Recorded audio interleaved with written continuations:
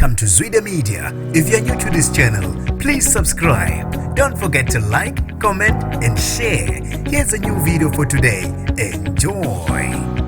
Ushone ngehluko wesilisa odutshulwe ngoyaba leinhlamu ngesikhathi ehamba nentombi yakhe. Nginibingelele ngiphinde nginamukele izindabeni zezwidemete igama lami ngosibonga konke wakandwando Mothanda ungangibiza intatheli eka YouTube.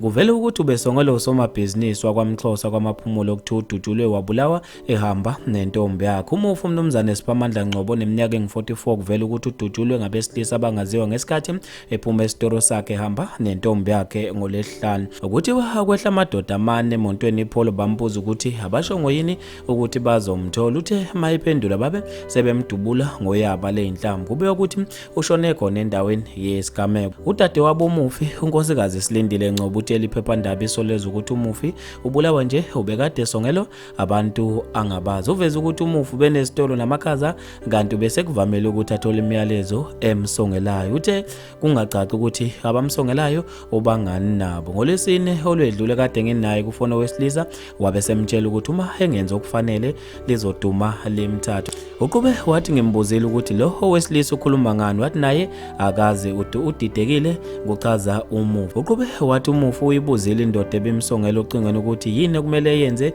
yathi uyazi yena. Uthe ubehleze ethola imiyalezo emsongelayo naye ubesehlalela ovalweni ngayo le miyalezo ebeyithola ocingweni.